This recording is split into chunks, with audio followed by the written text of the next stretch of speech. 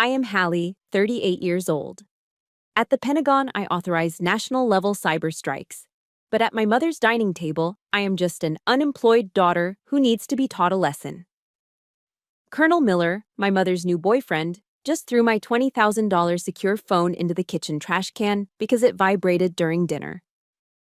He jammed a finger slick with turkey grease into my face, the smell of alcohol reeking off his breath. In this house, I am the highest-ranking officer, and you freeloader, you are just a grunt. If you want dinner, you have to stand and serve me and my officers tonight. My mother just lowered her head, her hands trembling as she clawed at the tablecloth. He wants rank. Fine. He has no idea that in the trunk of my beat-up car is a set of dress whites with the silver star of a rear admiral. Tonight, he is going to get the most painful lesson in hierarchy of his life. If you have ever been lectured by someone inferior to you just because they are louder, leave a comment. Hit subscribe now, because this turnaround is for your silence. The air in the dining room was thick, suffocatingly hot, and smelled of stale grease and aggressive masculinity. We were 20 minutes into dinner, and Colonel Richard Miller, Army, retired, logistics, had not stopped talking about himself for 19 of them. You see, logistics is the backbone of the warfighter, Miller declaimed, swirling his glass. He was drinking Evan Williams, but holding the glass like it was Pappy Van Winkle. Back in Germany, in 1990, I managed a fleet of supply trucks that would make your head spin, Hallie. 500 units. Precision. Discipline. That's what's missing from your generation. I sliced into the pot roast on my plate. It was dry. Mom always overcooked the beef when she was nervous, and around Miller, she was perpetually terrified. I took a small bite, chewing mechanically. My face was a mask of polite disinterest, but inside my head, I wasn't in Norfolk. I was running a mental simulation of a polymorphic malware strain we'd detected pinging our servers from a basement in Eastern Europe 3 hours ago. I needed to be monitoring the containment protocols. I needed to know if the firewall held. Are you even listening to me, girl? Miller's voice boomed, snapping me back to the beige reality of the dining room. Yes, Richard, I said, keeping my voice flat. Germany, trucks, 1990, impressive. He narrowed his eyes, sensing the sarcasm but unable to prove it. He took a loud, wet slurp of his bourbon, the ice cubes clinking against his teeth. It was a sound that made my skin crawl, like nails on a chalkboard. You need to show more respect.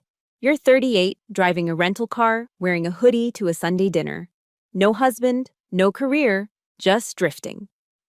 Mom looked up, her eyes pleading. Please, Hallie. For me. I took a breath. I'm just figuring things out, Richard. That was when it happened. My pocket buzzed. It wasn't a text message. It was a rhythmic, haptic sequence. 2 long, 3 short. Red code, a level 1 breach attempt on the DoD network. My heart rate didn't spike. Training took over. My hand moved instinctively to my hoodie pocket. I needed to secure the device. I needed to authenticate the kill switch. But Miller was faster. His hand shot out across the table, his reflexes fueled by alcohol and rage. He snatched the black, heavy-duty encrypted device from my hand before I could unlock the biometric screen. I am talking, he roared. Give that back, I said, my voice dropping an octave. It wasn't a request. It was a command, the kind I used to silence a room of intelligence officers. Miller didn't like the tone. His face turned a mottled shade of crimson. You are addicted, he sneered, standing up and towering over the table. No discipline, no focus, just screens and toys. He turned and hurled the device across the room. Time seemed to slow down. I watched the $20,000 piece of classified hardware arc through the air. It didn't hit the floor. It landed with a wet, sickening thud right into the open kitchen trash can, which was currently filled with the remnants of tonight's cooking, congealed gravy, potato peelings, and the slimy red residue of canned cranberry sauce. Silence slammed into the room. The only sound was the hum of the refrigerator and my mother's sharp intake of breath. Richard, Mom whispered, her voice trembling. Quiet, Carol, Miller barked, not looking at her. He stared at me, his chest heaving, waiting for me to explode. He wanted a fight. He wanted me to scream so he could justify throwing me out. That is a lesson, Hallie. In the army, if a soldier couldn't follow basic instructions, we took away their privileges. You're a guest in my house, my rules. You have zero discipline. You are soft. You think the world owes you a living? I sat frozen. My mind raced through the implications. The device was waterproof, rated IP68, but it was sitting in organic waste. If the biometric sensor got obscured by grease, I would have to use the emergency override, which would trigger a location flag to the Pentagon. They would see the asset was stationary in a residential zone. I looked at Miller. I saw a small, insecure man puffed up on cheap liquor and past glories, trying to dominate two women because he felt irrelevant in the real world. Every fiber of my being wanted to stand up, sweep his legs, and pin him to the linoleum floor until the military police arrived. I wanted to tell him that while he was managing trucks in safe zone Germany, I was coordinating drone strikes in active combat theaters. But then, the voice of Marcus Aurelius floated through the red haze of my anger. The best revenge is to not be like your enemy. If I fought him now, I was just the angry stepdaughter. If I fought him now, Mom would suffer the backlash when I left. I slowly unclenched my fists under the table. I took a deep breath, inhaling the scent of pot roast and fear. I stood up. I didn't slam my chair. I moved with the precise, fluid grace of a predator who decides not to kill today. "Where do you think you're going?" Miller demanded, swaying slightly. I walked past him. I didn't look at his face. I walked straight to the tall stainless steel trash can. I looked down. The black device was half submerged in red cranberry goop. I reached in. The sensation was revolting. Cold, slimy sauce coating my fingers. I grabbed the phone and pulled it out. Sauce dripped onto the pristine kitchen tiles. Drip, drip, drip. I pulled the sleeve of my gray hoodie down over my hand and methodically wiped the screen clean. I checked the status light, still blinking. Good. I turned to face them. Mom was crying silently now, tears tracking through her foundation. Miller looked confused, his mouth slightly open, waiting for the tantrum that never came. I looked him dead in the eye. My expression was vacant, stripped of all emotion. "You're right, Colonel," I said softly, my voice cutting through the tension like a scalpel. "Discipline is paramount." I turned on my heel and walked toward the back door leading to the garage. "I'm not done speaking to you," Miller shouted at my back. "I need to clean this off properly," I said, opening the door to the cold night air. "And I need to check the oil in my car. It's leaking." I stepped out into the dark garage and closed the door gently behind me, shutting out the sound of his voice. My hands weren't shaking. They were steady. I looked down at the phone. The screen flashed, awaiting biometric authentication. "Ghost actual to command," I whispered into the night air. "Situation unstable. Holding position." Miller thought he had won. He thought he had broken the rebellious teenager. He had no idea he had just declared war on a sovereign power. And I was about to bring the full force of the United States Navy down on his dinner party. The garage was freezing, a sharp contrast to the suffocating heat of the dining room. It smelled of gasoline, old cardboard, and the faint, briny scent of the Elizabeth River that permeated everything in Norfolk. I sat in the driver's seat of my rental, a nondescript gray Ford Taurus, with the engine off and the doors locked.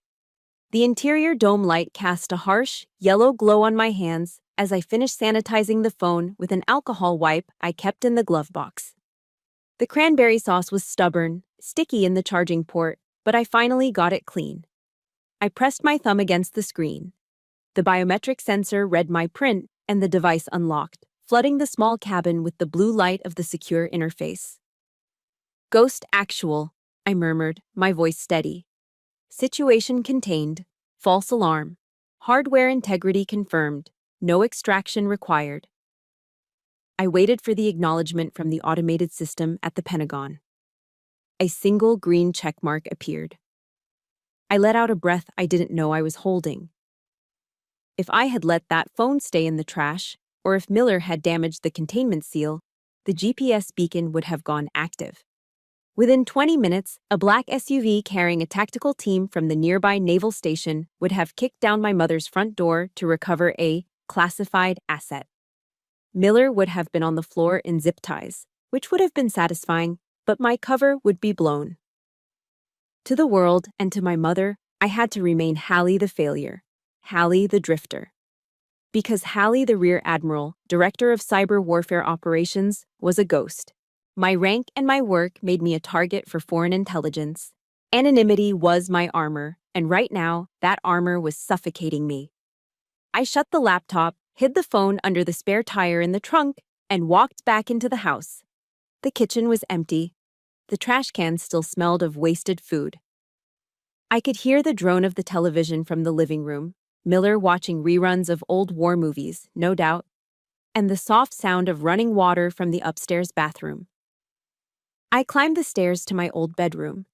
It hadn't changed much since I left for the Naval Academy 20 years ago. The same faded blue wallpaper, the same scratch on the floor where I used to drag my desk. But now, it felt less like a sanctuary and more like a storage unit for Miller's ego. Stacked in the corner were boxes labeled Richard's Trophies and Field Gear. His presence was slowly pushing me out of the only space I had left. I sat on the edge of the twin bed, staring at my hands. A moment later, there was a tentative knock. "Hallie."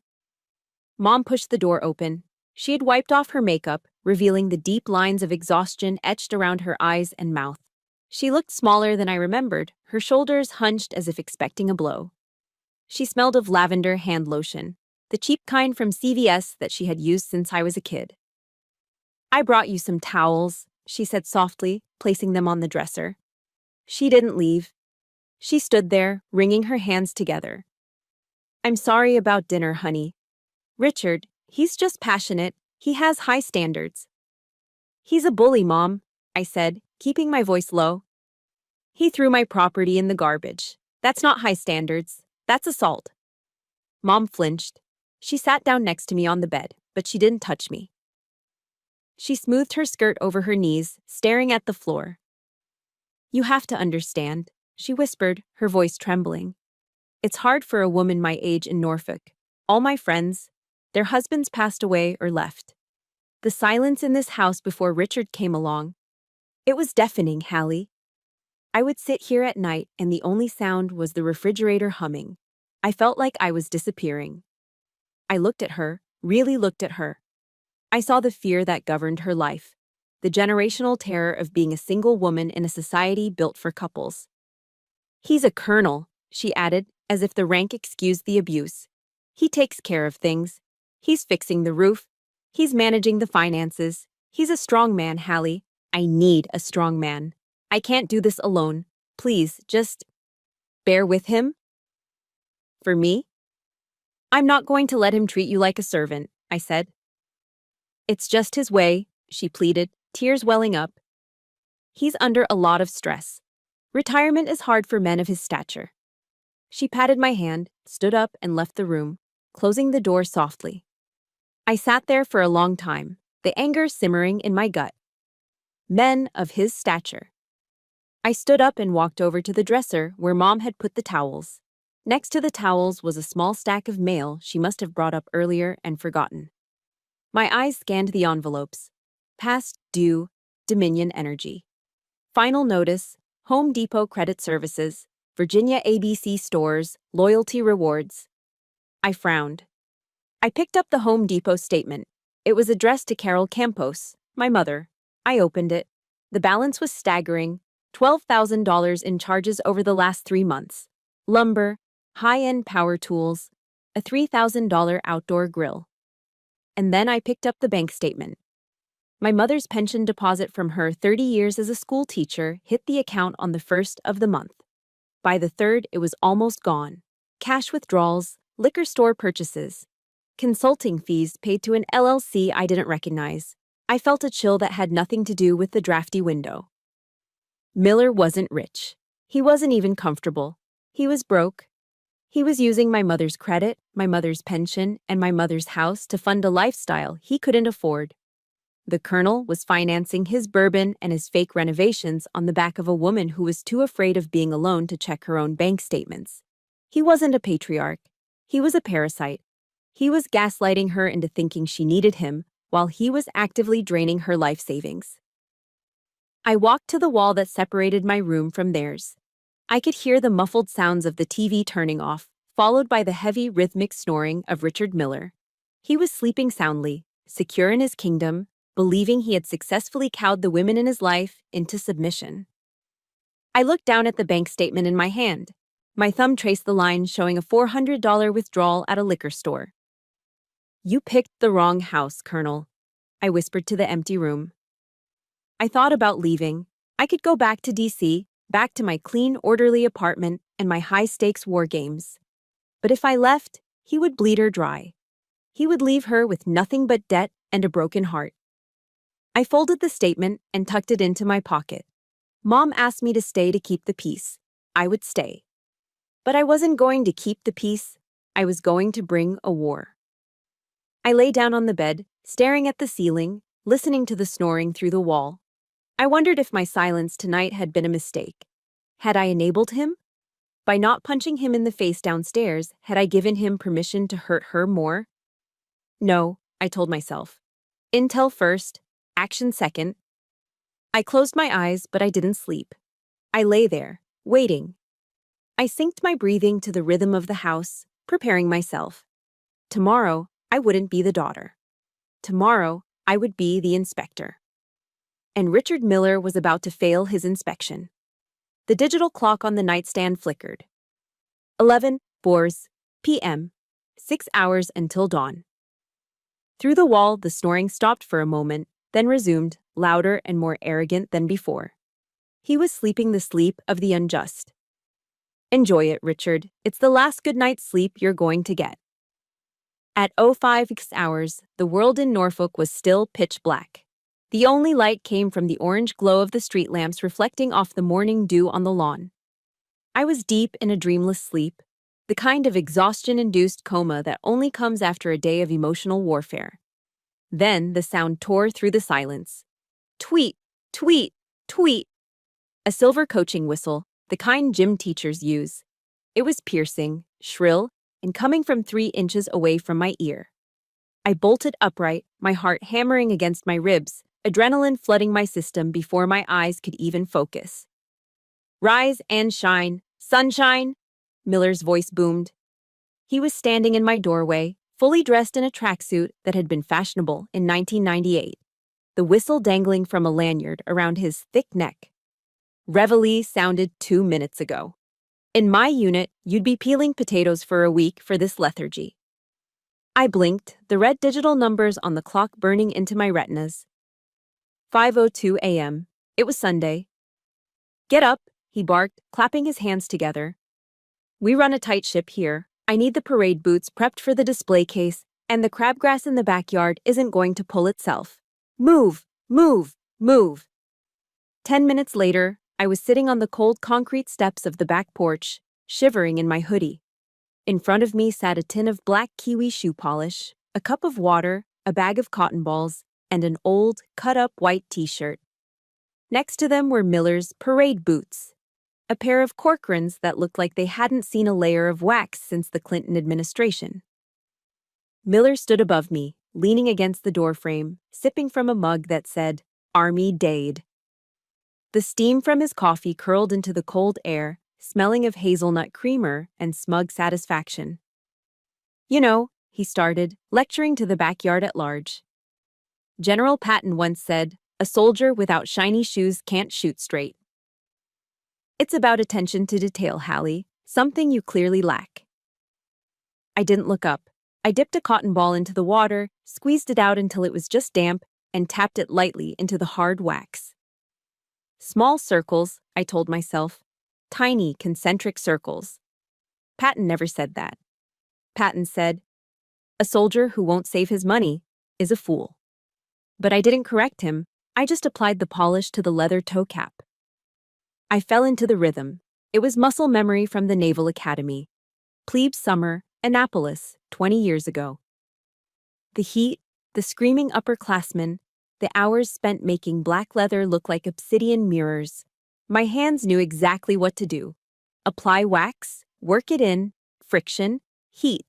Wait for the haze, buff, repeat. "You're using too much water," Miller criticized, hovering over my shoulder. "You're going to waterlog the leather. God, didn't they teach you anything in that community college you went to?"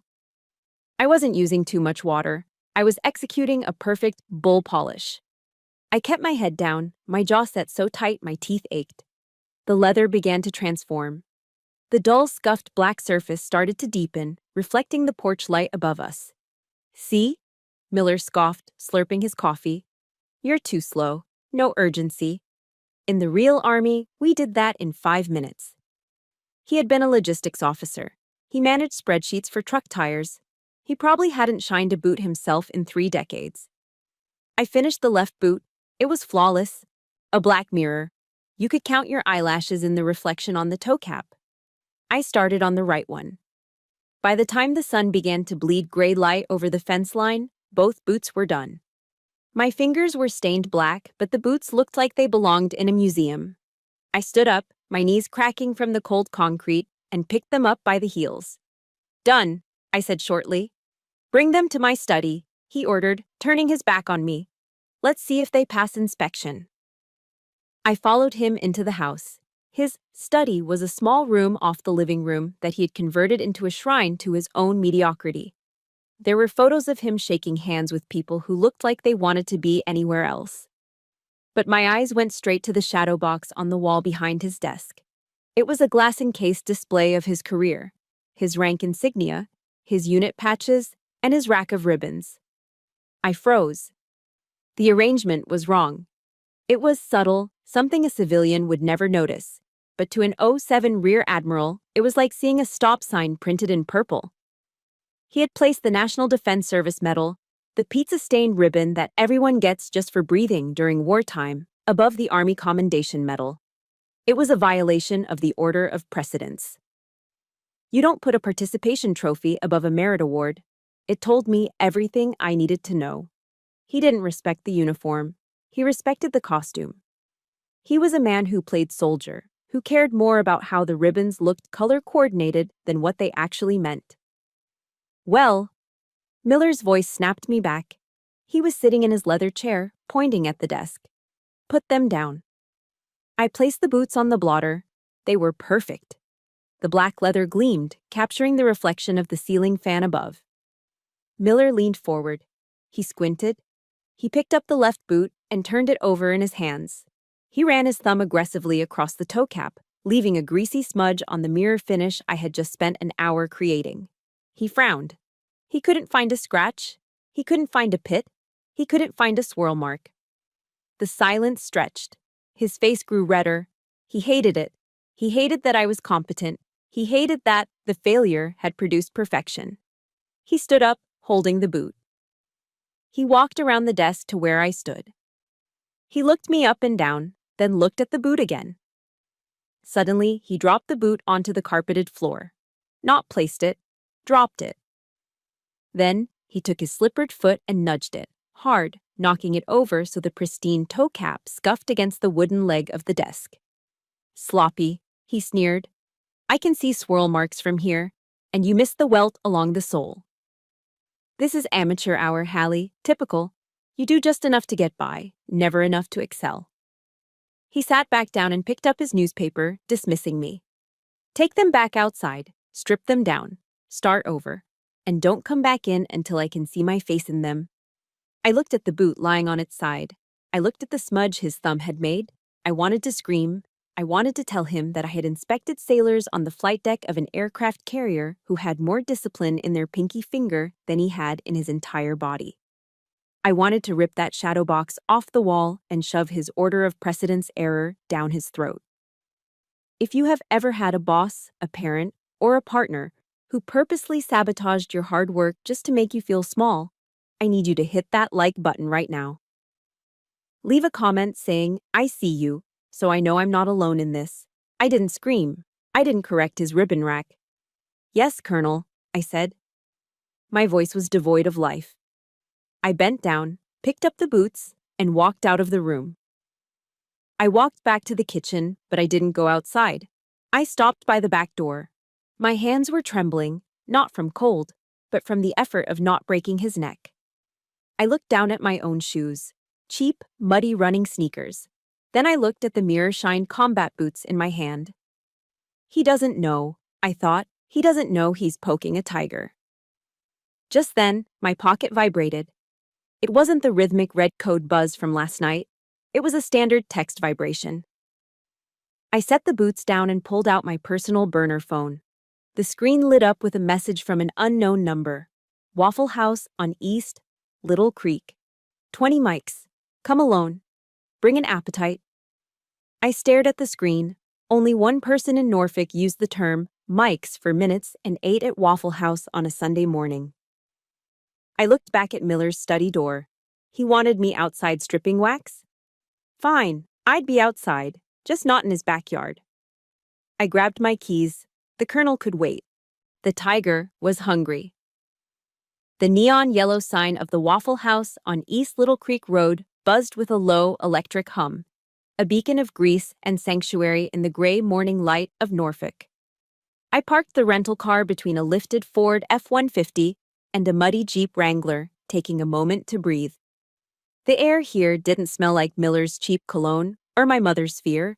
It smelled of bacon grease, strong coffee, and exhaust fumes.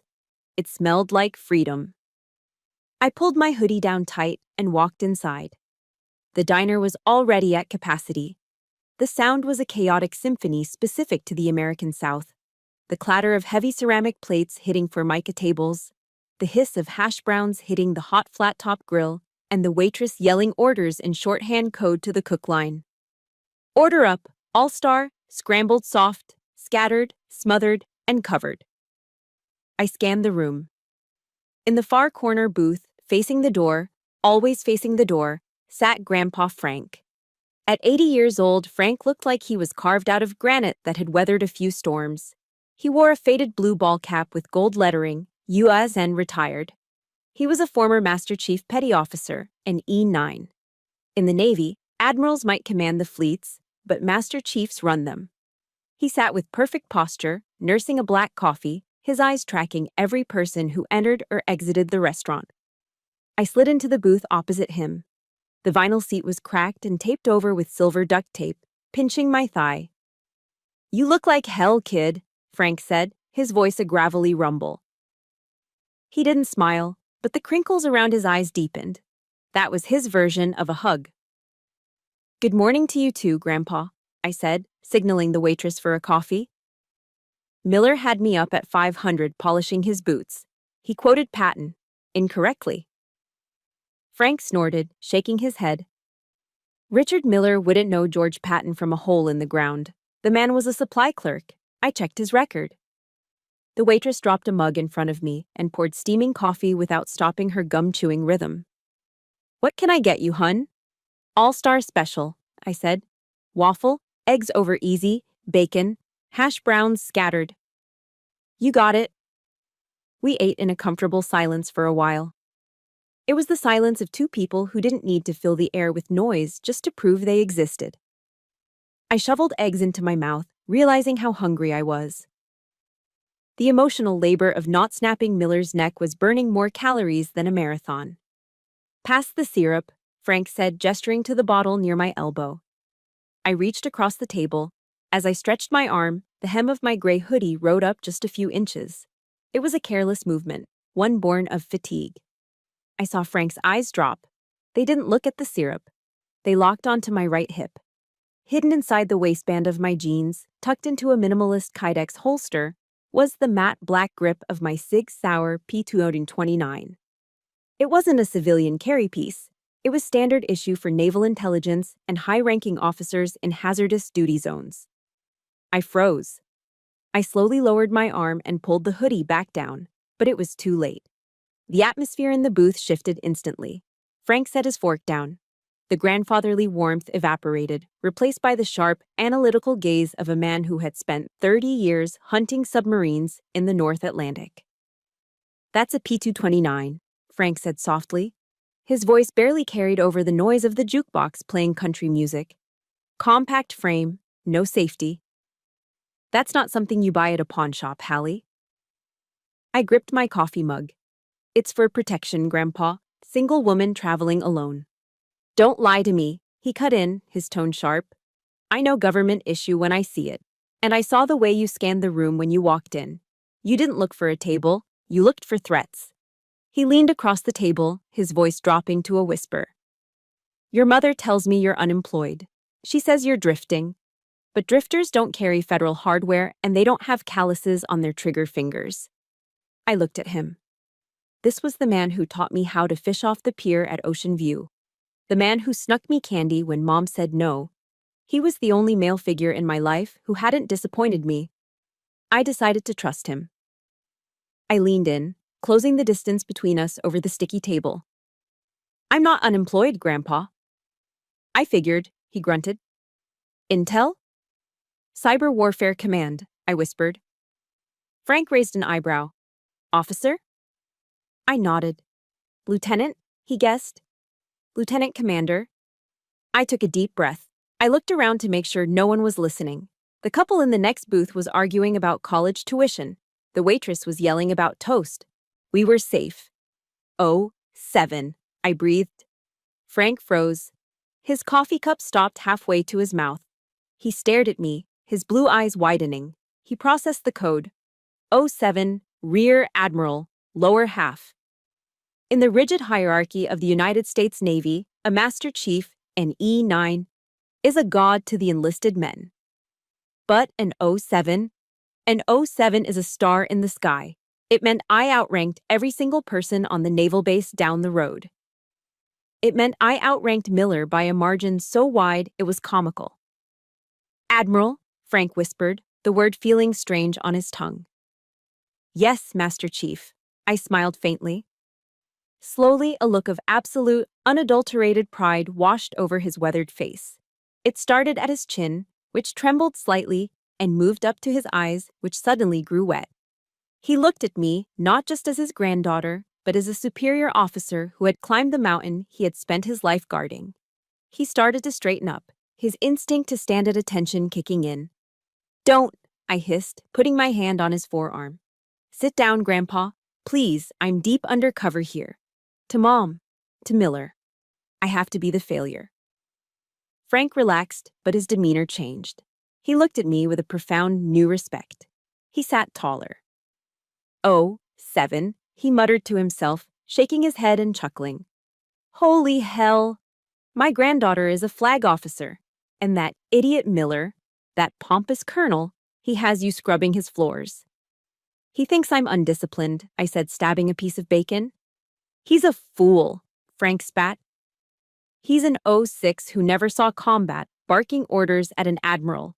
If he knew, God, if he knew, he'd have a stroke right here in the syrup.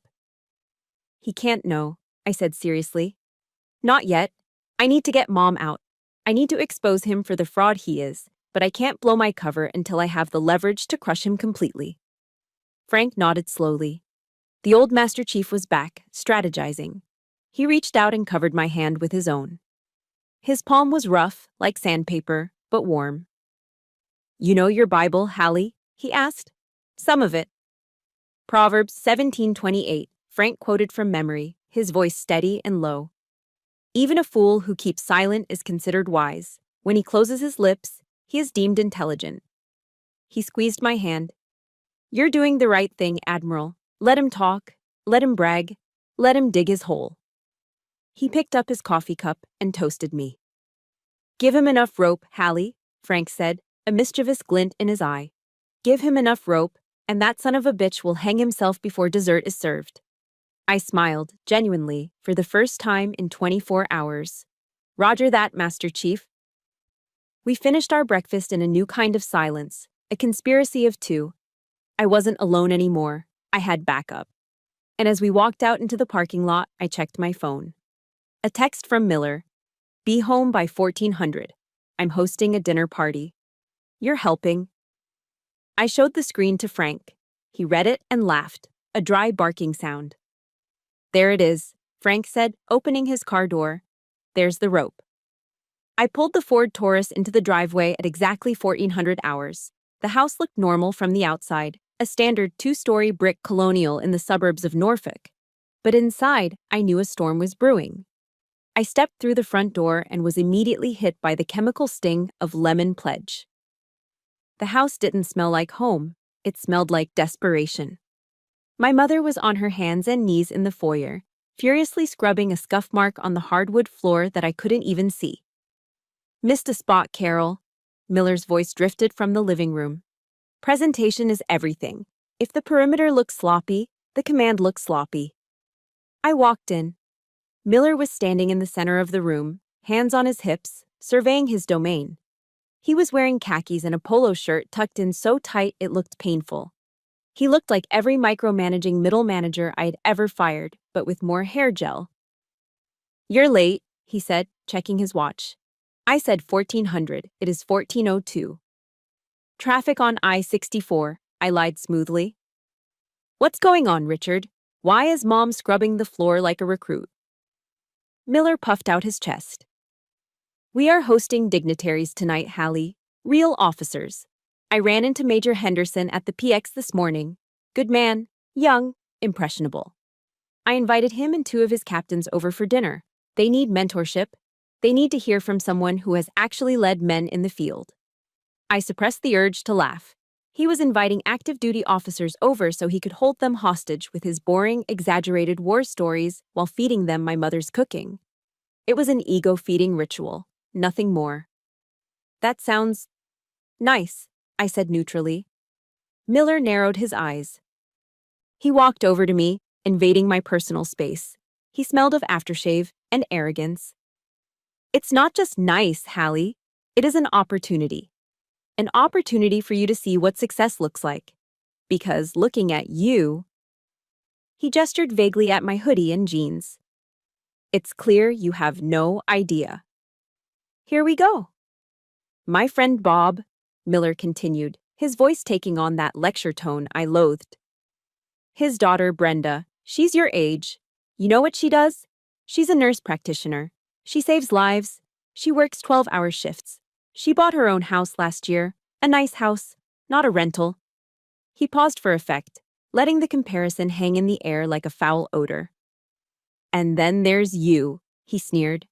38 years old, drifting, unemployed, living out of a suitcase. Do you know how embarrassing it is for me? When people ask what my stepdaughter does, what am I supposed to say? That she plays on her computer all day? My mother stood up slowly, wiping her hands on her apron. Her eyes were red. "Richard, please, Hallie is just taking a break. She's smart." "Smart?" Miller laughed. It was a cruel, barking sound. "Smart people have careers, Carol. Smart people have ranks. Smart people don't wear hoodies to Sunday dinner." He turned back to me, his face hardening. "Which brings me to tonight. These men coming over, they are professionals. They are United States Army officers. I will not have you sitting at my table looking like a vagrant and bringing down the collective IQ of the room." I felt a cold calm settle over me. It was the same icy focus I felt before authorizing a strike package. "So, you want me to stay in my room?" "No." Miller smiled, and it was a smile devoid of warmth. "I need this dinner to run smoothly. Your mother is a terrible hostess when she's nervous, and she's always nervous. So, you're going to make yourself useful. For once." He pointed a thick finger at my chest. "You are not eating with us. You're going to serve." I blinked. "Excuse me?" "You heard me," Miller said, enjoying this. "I want you in black slacks and a white button-down shirt. If you don't have them, go buy them with whatever allowance your mother slips you. You will pour the wine. You will clear the plates. You will keep the water glasses full. And most importantly..." He leaned in closer, his voice dropping to a menacing hiss. "You will not speak. Especially not about military matters. I don't need you piping up with some ignorant comment you read on a blog and embarrassing me in front of my subordinates. You are the help tonight, Hallie. Do you understand? You are invisible." My mother let out a small, strangled sob. "Richard, you can't ask her to do that. She's your daughter. She's family." "She is a freeloader." Miller roared, spinning on her. And in this house, freeloaders work for their keep. If she wants a roof over her head tonight, she earns it. Unless she's too good for honest work. Is that it, Hallie? Are you too good to serve those who serve their country? I looked at him. I looked at the man who had drained my mother's pension, who had belittled her existence, and who was now trying to strip away the last shred of my dignity by turning me into a waitress in my own childhood home. He wanted a servant. He wanted someone in black and white to stand in the background and cater to his whims. A thought crystallized in my mind. It was sharp, dangerous, and perfect. Black and white. He wanted me in a white shirt and black trousers. He wanted a uniform. Well, I had a uniform. I looked at Miller. I didn't blink. I didn't cry. I let a slow, terrifyingly calm smile spread across my face. "You're right, Colonel," I said softly. Miller looked surprised. He had expected a fight. He had expected tears. "I haven't been contributing enough," I continued, my voice steady. "You want me to serve? I'll serve.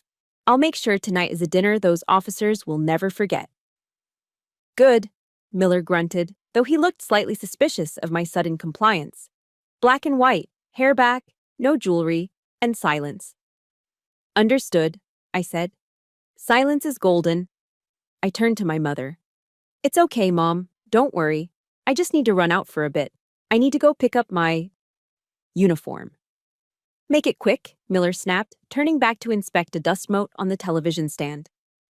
"They arrive at 1800. If you aren't standing at attention with a bottle of wine in your hand when the doorbell rings, don't bother coming back." "Oh, I'll be here," I promised. I walked out the front door, my car keys jingling in my hand. Miller thought he had broken me. He thought he had reduced me to the help. He thought he was the apex predator in this ecosystem because he shouted the loudest. He had absolutely no idea that he had just ordered a rear admiral to put on her dress whites. I got into my car and backed out of the driveway. I wasn't going to the mall to buy a waiter's outfit. I was going to the nearest Flying J truck stop to use the showers and change into the garment bag currently resting in my trunk. He wanted rank. I'd bring him rank. He wanted a uniform. I'd bring him the finest uniform in the United States Navy. He wanted silence. By the time I was done with him tonight, the silence in that dining room would be deafening. I merged onto the highway, the engine of the Ford Taurus humming beneath me. The ambush was set. The kill zone was defined. Colonel Richard Miller was expecting a servant. He was about to get a commander. I merged onto I-64 West, the engine of the Ford Taurus whining as I pushed it past the speed limit. My hands were loose on the steering wheel, my breathing rhythmic and slow. The anger that had been vibrating in my chest for the last 24 hours was gone. In its place was a cold, crystalline clarity. Miller wanted a show. He wanted a performance. I was going to give him the greatest show of his life. I tapped the voice command on the steering wheel. "Call Evans." The line rang once. "Lieutenant Commander Evans," a crisp voice answered. No pleasantries. Evans was my flag aide, a man I had handpicked from the Office of Naval Intelligence. He knew that when I called from the burner line, the world was usually burning. "Evans, this is actual," I said, my voice cutting through the road noise. "Status?" "Secure, Admiral. I'm currently at Naval Station Norfolk, reviewing the weekly readiness reports. Do we have a situation?" "We have a domestic hostile situation," I said. "I am activating the contingency plan. I need you to bring the official vehicle to the rendezvous point, the Walmart parking lot on Military Highway. ETA 15 minutes. There was a brief pause on the line. Evans was processing. "The black SUV, ma'am? The armored one?" "Affirmative. Full flag configuration. Clean it. I want the fender flags ready to mount." "Understood," Evans said, his tone shifting from administrative to operational. "Uniform for the event?" "Service dress whites," I said. "Choker collar, full medals, gloves." "Copy that, Admiral. Dress whites. I'll see you in 15. I hung up. I took the next exit, steering the rental car toward the Flying J Travel Center. It was a massive truck stop, a sprawling complex of diesel pumps and asphalt that smelled of exhaust and fast food. It wasn't glamorous, but it was anonymous, and right now, anonymity was the final stage of my chrysalis. I parked in the back, near the idling 18-wheelers. I popped the trunk. Inside lay the black garment bag that traveled with me everywhere. It was heavy, weighted down by the history and authority contained within. I grabbed it, along with my kit bag, and walked into the travel center. I paid $12 for a private shower suite. The attendant, a tired woman with frizzy hair, handed me a towel and a key code without looking up. I locked the door to the small, tiled room. It smelled of industrial bleach and cheap soap. I hung the garment bag on the hook behind the door and unzipped it. The sound of the zipper was loud in the small space. Zip! Inside, the white fabric gleamed under the fluorescent lights, the service dress white uniform. It was the most formal, most uncomfortable, and most commanding uniform in the United States Navy. I stripped off the gray hoodie. I threw it into the corner. That hoodie was Hallie the stepdaughter. That hoodie was the woman who cleaned toilets and got yelled at for eating too slowly. I took off the jeans. I took off the sneakers. I stood there for a moment, looking at myself in the mirror. I washed my face, scrubbing away the passive expression I had worn for 2 days. When I looked up, the eyes staring back were hard. They were the eyes of a woman who hunted state-sponsored hackers for a living. I stepped into the white trousers. They were tailored perfectly, a sharp crease running down the front that could cut glass. I pulled on the tunic. The high choker collar snapped shut around my neck, forcing my chin up, forcing my spine straight. You cannot slouch in dress whites. It is physically impossible. The uniform demands posture. Then came the hardware. I opened the velvet box, the shoulder boards, hard, black felt with gold lace, and in the center of each board, a single, silver star. Rear Admiral, lower half. I snapped them onto the shoulders of the tunic. Click, click.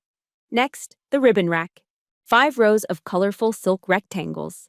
The Defense Superior Service Medal, the Legion of Merit, the Bronze Star with a V device for valor. Earned not behind a desk, but in a forward operating base in Kandahar when the mortar rounds started falling. I pinned the heavy rack to my chest, checking the alignment in the mirror. Perfectly centered, 1/4 inch above the left pocket. I put on the white gloves. I put on the combination cover, the white hat with the gold scrambled eggs on the visor. The transformation was complete. The woman in the mirror wasn't Carol's daughter anymore. She was a flag officer of the United States Navy. I opened my laptop on the small bench in the changing room. I tethered it to my phone's secure hotspot. One last step. For the last 48 hours, I had been operating under Ghost Protocol. My public files were scrubbed. If you Googled Hallie Campos, you found a few dead links and a fake LinkedIn profile for a logistics consultant. But tonight, Miller had invited active duty officers, young captains, a major. What is the first thing a young officer does when they are invited to a dinner party with a stranger? They do recon. They Google the guests. I logged into the DoD Personnel Command interface. My fingers flew across the keyboard.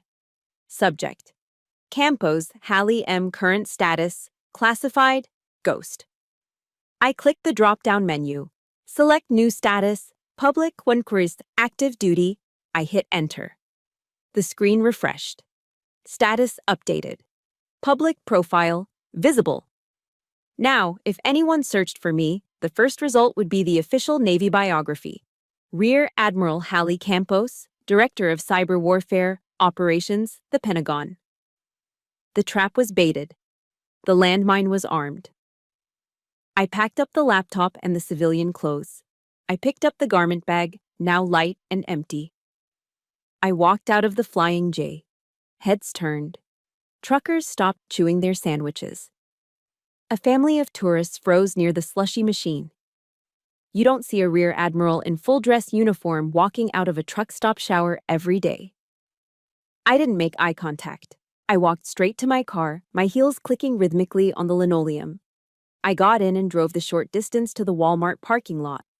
In the far corner, idling like a predatory beast, was a black Chevrolet Suburban with tinted windows and U.S. government plates. Major Evans was standing by the driver's door, looking sharp in his service khakis. When he saw my rental car approach, he snapped to attention.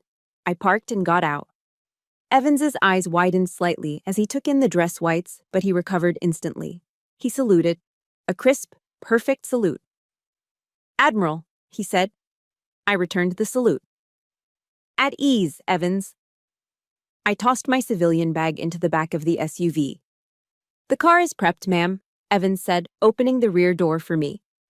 "And I have the fender flags in the glove box as requested." "Good," I said. "We have a dinner to attend." "And Evans?" "Yes, Admiral." "When we pull up, I want you to park directly on the lawn, right in front of the window." Evans smirked. "Understood. Aggressive parking maneuvers authorized." I climbed into the back seat of the armored SUV. The leather smelled of government polish and power. I checked my watch. 17:45. 15 minutes until showtime.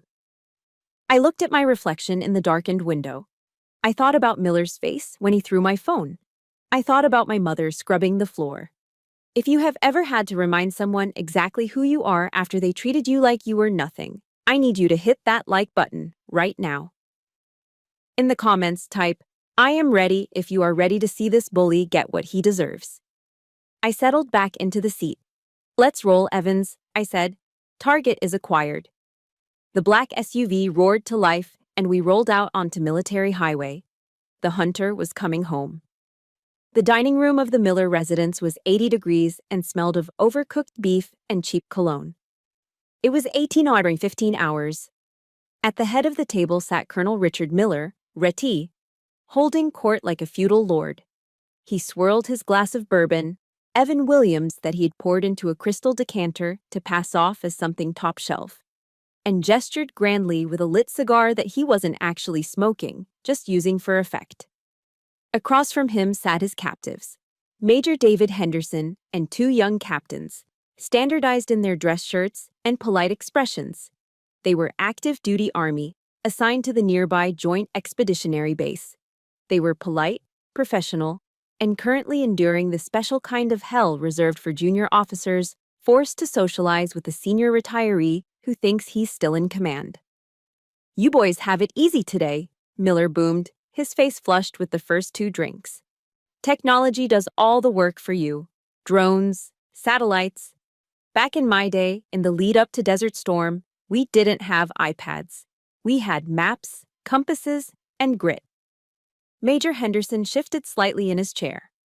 On his lapel was a combat infantryman badge and a purple heart pin, subtle indicators that he had seen things in the Korangal Valley that Miller had only seen in movies. But Henderson just nodded respectfully. "Logistics is the art of war, gentlemen," Miller continued, oblivious to the boredom radiating from his guests. "I remember a night in Frankfurt. The convoys were stalled. Snowstorm. Command was panicking. I walked out there, no coat, just my sidearm, and I directed traffic for 6 hours. Saved the entire operation." One of the captains, a young woman named Rodriguez, glanced discreetly at her watch. Miller caught the movement. "Am I boring you, Captain?" Miller snapped, his joviality vanishing instantly. "No, sir," Rodriguez said quickly, her spine straightening. "Just checking the time, sir. We have an early briefing tomorrow." "Briefings can wait," Miller declared, refilling his own glass. "Wisdom cannot. You listen to those who paved the way." Just then, the swinging door to the kitchen pushed open. Carol Campos entered, carrying a heavy ceramic platter. She looked small and terrified. Her hands, usually steady, were trembling under the weight of the pot roast. The meat was gray and fibrous, surrounded by mushy carrots and potatoes that had been boiled into submission. The smell of burnt onions wafted off the plate. "Dinner is served," Carol whispered, placing the platter in the center of the table. Miller stared at the roast. He didn't pick up the carving knife. He looked at the meat, then he looked at Carol, and then he looked at the table setting. The silence stretched, agonizing and long. "Carol," Miller said, his voice deceptively soft. "Yes, Richard." "Where are the linens?" Carol froze. Her eyes darted to the empty spaces next to the forks. Oh my goodness, I left them in the dryer. I was just so worried about the gravy. Miller slammed his hand onto the table. The silverware jumped. The crystal decanter rattled. Unbelievable, Miller hissed, shaking his head as he looked at the officers. You see what I have to deal with? Simple instructions, napkins, forks, food. It's not nuclear physics, Carol. It is basic household management. Major Henderson looked down at his plate, his jaw tightening. Sir, it's really no problem. We don't need. I demand standards in my house, Major. Miller cut him off, pointing a finger at Carol. Go get the napkins, and try not to burn the house down on your way back. God, the women in this house are useless. Carol flinched as if she had been struck. She mumbled an apology and hurried back into the kitchen, wiping a tear from her cheek. The air in the room was now so thick with tension it was hard to breathe. The captains looked at their shoes. They were warriors, trained to fight insurgents, but they were helpless against a domestic bully protected by the rank of a retired colonel. Miller picked up the carving knife and sawed into the roast. It was dry. Flakes of meat crumbled off the bone. Dry, Miller muttered loud enough for everyone to hear. Of course, like eating leather. He slapped a slice of meat onto Henderson's plate. So, Miller said, changing the subject as if he hadn't just verbally assaulted his partner. You asked about the stepdaughter earlier, Hallie. Henderson cleared his throat, grateful for the pivot. Yes, sir. You mentioned she's staying with you? Miller laughed. It was a wet, hacking sound. Staying? She's leeching. That's what she's doing. He took a large gulp of bourbon. 38 years old, Miller said, leaning in as if sharing a conspiracy. Unmarried, no kids, no career. She drives a rental car and wears clothes that look like she pulled them out of a dumpster. A complete failure to launch. That's unfortunate, Henderson said neutrally. Unfortunate? It's embarrassing, Miller spat. I tried to instill some discipline in her. I had her up at 500 today polishing my boots. You should have seen her. Pathetic. No attention to detail. I bet she's never worked a hard day in her life. He stabbed a potato with his fork. I told her she couldn't eat with us tonight, Miller announced proudly. I told her if she wants to stay under my roof, she needs to earn her keep. So, I'm having her serve dinner. Waitress duty. The female captain, Rodriguez, looked up, her eyes widening. Sir? You're making your stepdaughter serve us? Ideally, yes. Miller smirked. She's late, of course. Typical. Probably crying in her car somewhere because I raised my voice. But when she gets here, don't hold back, gentlemen. If your water glass is empty, snap your fingers. If you drop your fork, make her pick it up. She needs to learn humility. She needs to understand that in the real world, there are leaders and there are servants. And she is a servant. Miller leaned back, satisfied with his monologue. He felt powerful. He felt in control. He had his audience, he had his whiskey, and he had his punching bags. Both his wife and her disappointing daughter. She thinks she's special, Miller muttered, swirling the ice in his glass. She walks around with this attitude, like she knows something I don't. Well, tonight, I'm going to break that attitude. I'm going to show her exactly where she stands in the food chain. Major Henderson opened his mouth to say something, perhaps to politely excuse himself from this nightmare. But he was interrupted. Ding-dong. The doorbell chimed. It was a crisp, clear sound that cut through the humid tension of the room. Miller checked his watch. 18:05. A slow, malicious smile spread across his face. Speak of the devil, Miller said, pushing his chair back. The legs scraped loudly against the hardwood floor. The maid has arrived. He stood up, adjusting his belt. He looked at the officers with a wink. Excuse me, gentlemen. I need to go welcome her. And by welcome, I mean I'm going to tear a strip off her for being 5 minutes late. You might want to cover your ears. I'm going to use my command voice. Miller strode out of the dining room, marching toward the front door with the confidence of a man walking to his coronation. He was ready to shout. He was ready to belittle. He was ready to crush the spirit of the woman standing on his porch. He reached the front door and grabbed the handle. He yanked it open, his mouth already forming the first word of his insult. You but the word died in his throat. Because the person standing on the porch wasn't wearing a hoodie. And they certainly weren't a servant. The heavy oak door swung open with violent force. Colonel Richard Miller stood in the doorway, his face a mask of performative outrage, his mouth already open to deliver the blistering lecture he had rehearsed in his head. "You are an absolute disgrace." The word died in his throat. It didn't taper off. It was severed, cut short as if the air had been sucked out of his lungs. Miller blinked. He blinked again. His brain, sodden with cheap bourbon and arrogance, tried to process the image in front of him, but the data didn't match the file. He was expecting a 38-year-old failure in a stained gray hoodie. He was expecting slumped shoulders and averted eyes. Instead, he was looking at a wall of blinding, pristine white. Standing on the porch, bathed in the sharp glow of the halogen security light, was Hallie. But it wasn't his Hallie. She stood 6 inches taller than usual, her spine steel straight. She was wearing the United States Navy service dress white uniform. The high choker collar was fastened tight around her neck, forcing her chin up in a posture of regal defiance. The fabric was immaculate, tailored to a terrifying precision that no costume shop could replicate. On her head sat the white combination cover, the black visor gleaming.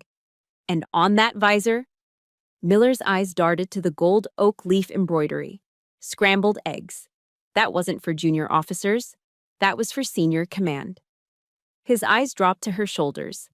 Hard black shoulder boards, gold lace, and in the center of each board, catching the light like a supernova, sat a single silver star. Rear Admiral. Miller took a stumbling step back, his hand slipping off the doorknob. What is? He stammered, his voice trembling. Behind Hallie, parked aggressively on the front lawn with 2 wheels crushing his beloved azaleas, was a massive black Chevrolet Suburban. The engine was idling with a low, predatory rumble. The windows were tinted impenetrable black, and on the front bumper, a flagstaff holder displayed a blue flag with a white star. Lieutenant Commander Evans stood by the rear door of the SUV. He was in his service khakis, looking sharp enough to cut skin. He saw Miller staring, and he didn't smile. He snapped a crisp salute to Hallie's back, then assumed the position of parade rest, watching Miller with the cold, bored expression of a man who guards nuclear secrets for a living. "You're late, Colonel," Hallie said. Her voice was unrecognizable. It wasn't the soft mumble of the stepdaughter. It was the projected, resonant command of a flag officer. She stepped forward. Miller instinctively retreated into the foyer, his legs feeling like jelly. He couldn't understand it. It had to be a joke, a prank. But the medals. His eyes locked onto her ribbon rack. 5 rows. The Defense Superior Service Medal. The Legion of Merit. Ribbons that took a career to earn. They were perfectly aligned, exactly 1/4 inch above her left pocket. Hallie crossed the threshold. The sound of her Corfam shoes on the hardwood floor was sharp and rhythmic. Click, click, click. She walked past Miller as if he were a piece of furniture. She didn't look at him. She looked straight ahead, toward the dining room where the guests were waiting. Miller turned, mouth agape, watching this stranger invade his home. In the dining room, Major Henderson was facing the entryway. He had a forkful of dry pot roast halfway to his mouth. He looked up when he heard the heavy footsteps. Through the archway, he saw the white uniform. He saw the shoulder boards. He saw the star. Major Henderson didn't think. He didn't process.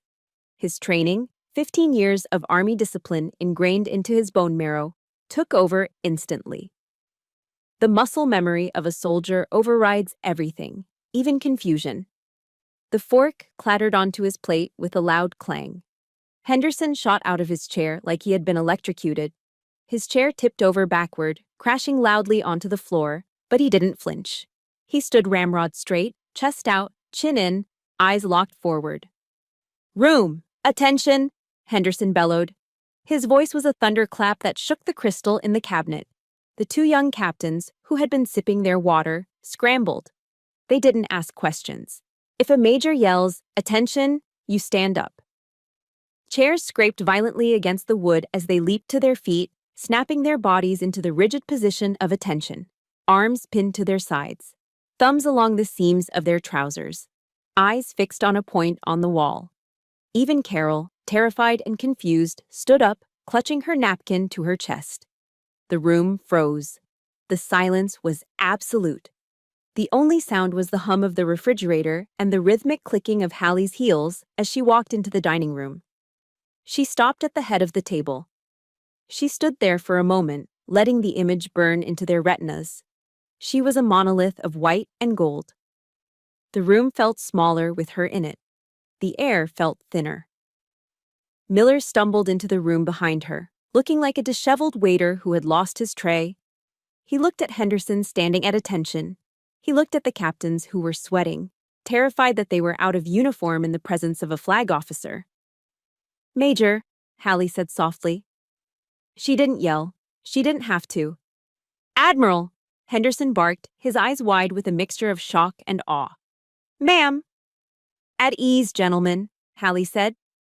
The three officers relaxed slightly into parade rest, feet shoulder-width apart, hands behind their backs. But they didn't sit. You never sit until the Admiral sits. Hallie slowly began to peel off her white gloves. She pulled the left one off, finger by finger, the fabric sliding against her skin with a soft whisper. Then, the right.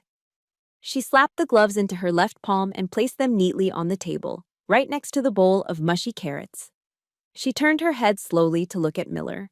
He was standing by the sideboard, his face a pale shade of gray. He looked at the star on her shoulder, then at his own reflection in the mirror. A retired colonel in a tight polo shirt, sweating, smelling of cheap whiskey. The contrast was brutal. The hero and the failure had switched places, and the reality was crushing him. "Hallie," Miller croaked, his voice cracking. I didn't." "Admiral Campos," Hallie corrected him. Her tone was sub-zero. "And you are currently in violation of Article 133 of the UCMJ, Colonel. Conduct unbecoming an officer and a gentleman." Miller flinched. "You invited these officers here for a lesson in leadership," Hallie continued, walking slowly around the table. She ran a finger along the edge of the dining chair, the one she wasn't allowed to sit in. "You told them I was a servant. You told them I was a failure. You told them I needed to be taught humility." She stopped in front of Major Henderson. "Major, has Colonel Miller been instructing you on his logistics triumphs in Germany?" "Yes, Admiral," Henderson said, staring straight ahead.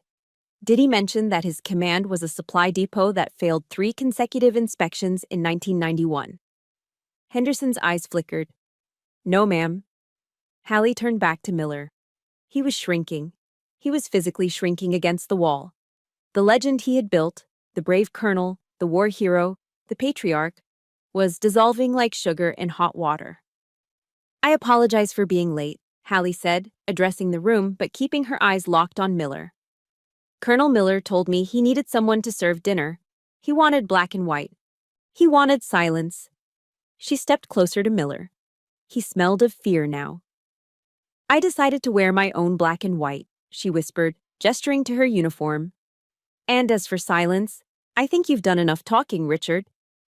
She reached into her pocket and pulled out the Home Depot credit card statement she had taken from her mother's room. She dropped it onto the table next to her gloves. "This dinner is over," Hallie declared. "Major Henderson, you and your officers are dismissed. You have my gratitude for your patience with this charade." "Thank you, Admiral," Henderson shouted. "Let's go, captains."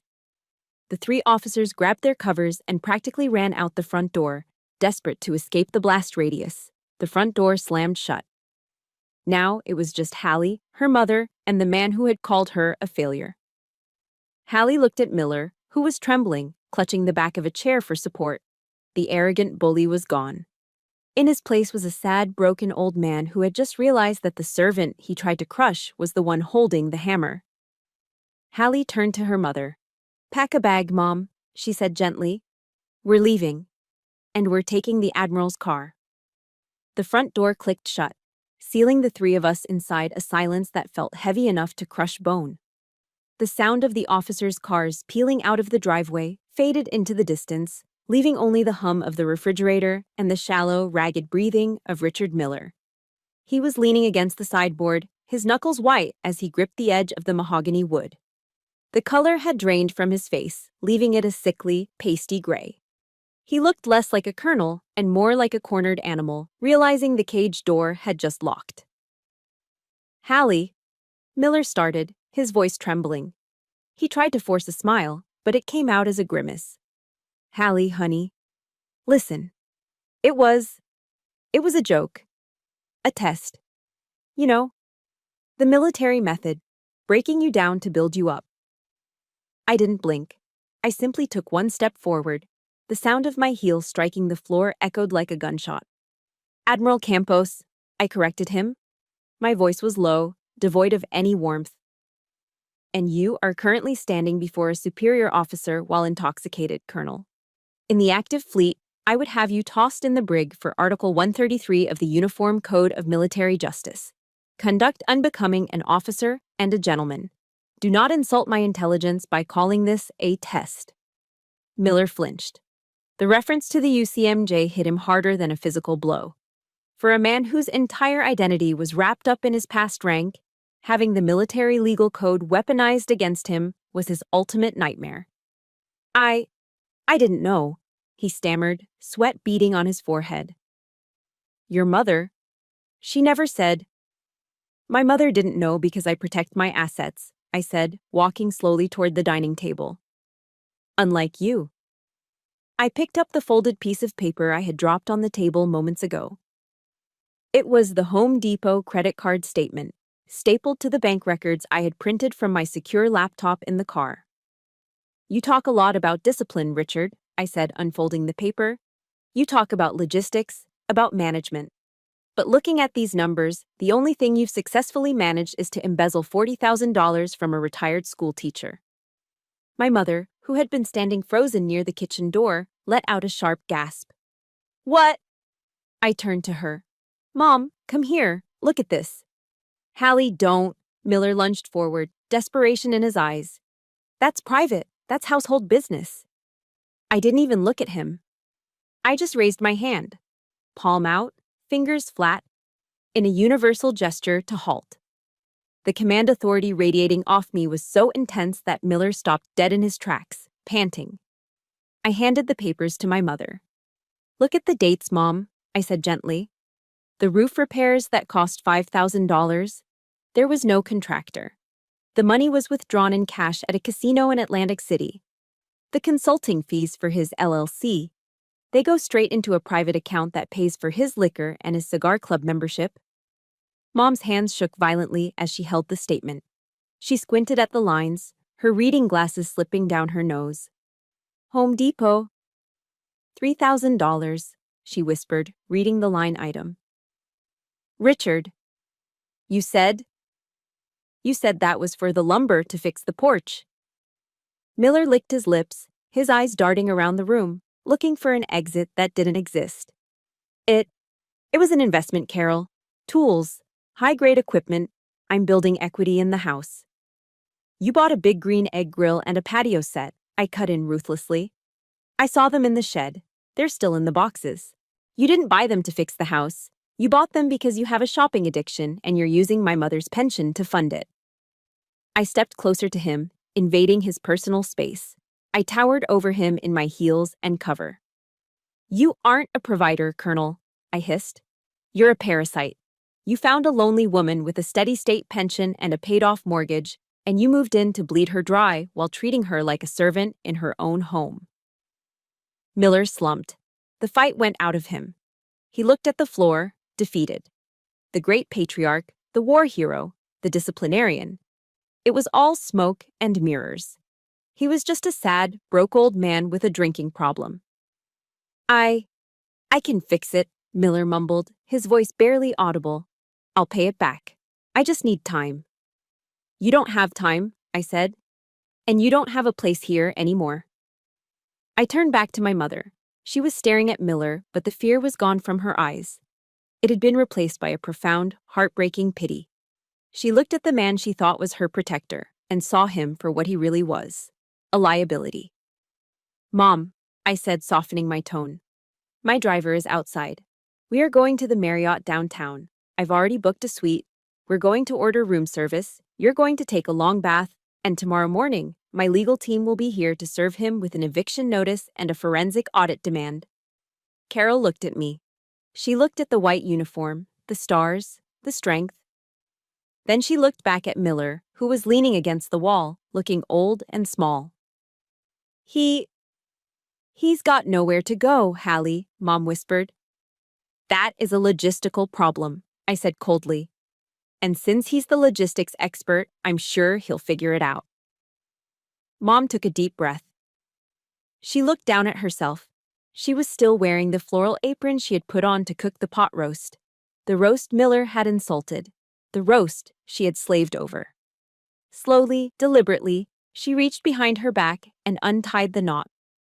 The sound of the fabric sliding against her dress was the only sound in the room. She pulled the apron over her head. She folded it once, neatly, out of habit. Then she let it drop. It hit the floor with a soft whump. It lay there between them, a flag of surrender that had turned into a declaration of independence. "Goodbye, Richard," she said. Her voice didn't tremble. It was steady. "Carol, wait!" Miller stepped forward, reaching for her hand. "You can't just leave. Who's going to take care of the house?" She looked at him with a sad smile. "I suspect you'll have plenty of time to figure that out before the eviction notice kicks in." She turned to me. "I'm ready, Admiral." I offered her my arm. She took it. We walked toward the front door. My heels clicked on the hardwood. Her sensible shoes shuffled softly beside me. We didn't look back. I opened the heavy front door. The cool night air rushed in, smelling of freedom and the exhaust of the waiting SUV. Major Evans was standing by the open rear door of the Suburban, his posture perfect. "Evening, ma'am," Evans said to my mother, snapping a salute that was just as crisp as the one he gave me. "Welcome aboard." Mom smiled, a genuine shy smile. She climbed into the leather back seat of the armored vehicle. I paused at the threshold. I turned back one last time. Colonel Richard Miller was standing in the middle of the dining room, surrounded by half-eaten food and empty chairs. The crystal decanter of cheap bourbon sat on the table, mocking him. He looked small. He looked obsolete. He looked like a man who had been given enough rope and had done exactly what Grandpa Frank said he would do. "Clean up the kitchen, Richard," I said. "I hate coming back to a mess." I closed the door. The latch clicked shut with a finality that echoed through the house. I walked down the steps, the silver star on my shoulder catching the moonlight, and got into the car. "Let's go, Evans," I said. Mission accomplished. The black SUV pulled away from the curb, leaving the house, and the man inside it disappearing into the darkness of the rearview mirror. In the military, news travels faster than a supersonic jet. We call it scuttlebutt.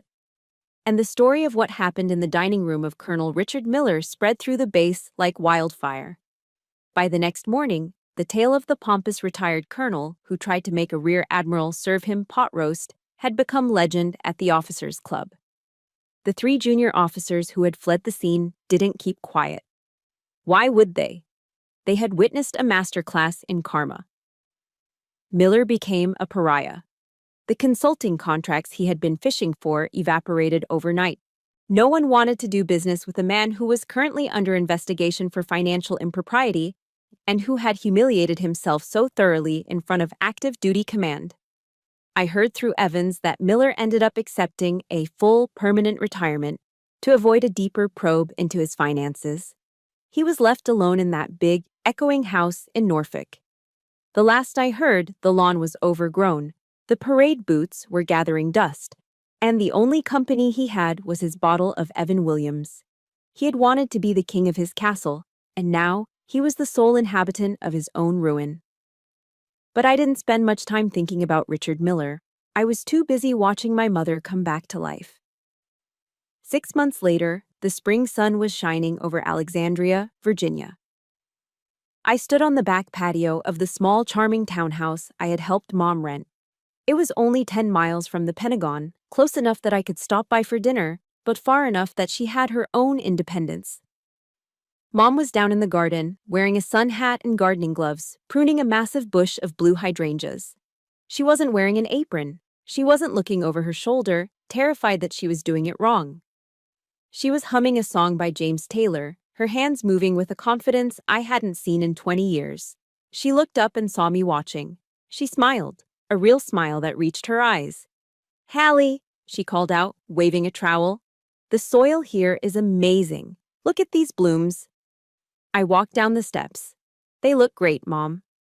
She stood up and wiped her forehead. "You know, for years, Richard told me I had a black thumb.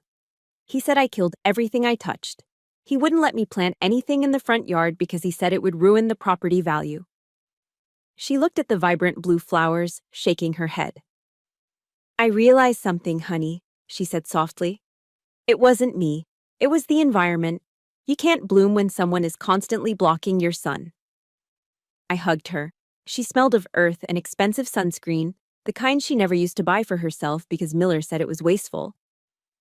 "I'm proud of you, Mom," I whispered. "I'm proud of me too," she said, squeezing my hand. "I joined the local garden club yesterday, and I met a nice man named Arthur. He's a retired librarian. He doesn't yell. He just likes to talk about books." I laughed. A librarian sounds perfect. She was safe. She was happy. She had learned the hardest lesson of all, that being alone is infinitely better than being with someone who makes you feel lonely. But today wasn't just about the garden. Today was the day. 2 hours later, we were at the Washington Navy Yard. The air was crisp, filled with the scent of the Potomac River and the brassy sound of the Navy band playing ruffles and flourishes. The white chairs were set up in perfect rows on the manicured grass. Flags snapped in the wind, the stars and stripes, the Navy flag, and my personal flag. It was the change of command ceremony. I stood on the raised platform, wearing my service dress whites. My sword hung at my side. Across from me stood the outgoing vice admiral, ready to relinquish authority. But my eyes weren't on the brass. They were scanning the front row. There, sitting next to my mother, was Grandpa Frank. He had refused to wear a suit. "Civvies don't cut it for this, Hallie," he had told me. He was wearing his old dress blue uniform. It was a little tight around the middle, and the fabric was worn, but his gold chevrons and service stripes were polished to a shine. He sat with the rigid posture of a Master Chief Petty Officer, his white hat resting on his knee. As the orders were read, "Rear Admiral Hallie Campos, United States Navy, assumes command." I looked at him. Tears were streaming down his weathered cheeks. He didn't wipe them away. He just nodded at me, a slow, solemn nod of acknowledgement. The E9 saluting the O7. The grandfather saluting the granddaughter who had listened to his advice. Give him enough rope. I had given Miller the rope, and now I was standing here, holding the weight of the fleet on my shoulders. I stepped up to the podium. The microphone hummed. I looked out at the sea of white and khaki uniforms, hundreds of sailors and officers awaiting my orders. I took a breath. I thought about the speech I had written. It was full of strategic goals and cyber warfare doctrine. But in that moment, looking at my mom's radiant face and Grandpa Frank's tears, I decided to go off script for the opening. "Distinguished guests, shipmates, family," I began, my voice echoing across the yard.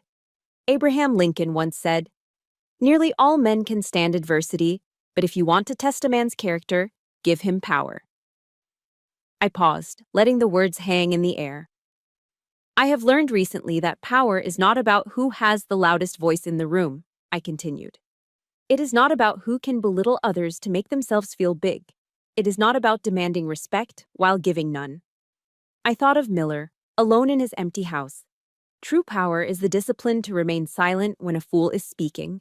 True power is the quiet confidence of competence.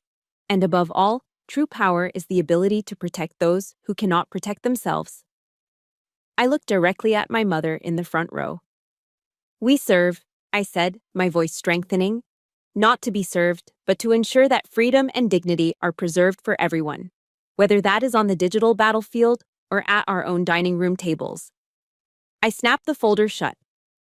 I am ready to relieve you, sir, I said to the outgoing admiral. I stand relieved, he replied, saluting. I assume command. The boatswain's pipe whistled, a high, piercing sound that signaled the transfer of authority. The band struck up Anchors Aweigh. As the music swelled and the applause broke out, I looked up at the blue sky above the nation's capital. I felt a profound sense of peace. The anger was gone. The need for validation was gone. I didn't need Miller to know I was a success. I didn't need to prove anything to anyone anymore. I was Hallie Campos. I was a daughter. I was a granddaughter. And I was the admiral. And as I walked down the aisle, passing Grandpa Frank, he leaned in and whispered one last thing, loud enough for only me to hear. You look sharp, Admiral. No swirl marks on those shoes. I smiled. No swirl marks, Master Chief, just a perfect reflection. The sun was shining. My mother was laughing. And the silence in my heart was no longer heavy. It was the silence of a calm sea after a long, hard storm. My war with Colonel Miller is finally over. But I know many of you are fighting your own battles right now. Maybe it's a boss who steals your credit, a relative who talks down to you, or someone who mistakes your silence for weakness. Remember, silence isn't surrender. It's just reloading. If my story gave you the strength to stand a little taller today, please hit that subscribe button and join our ranks. We share stories of justice here every day. And tell me in the comments, what is your silver star moment? I want to hear how you won your war. This is Admiral Campos, signing off.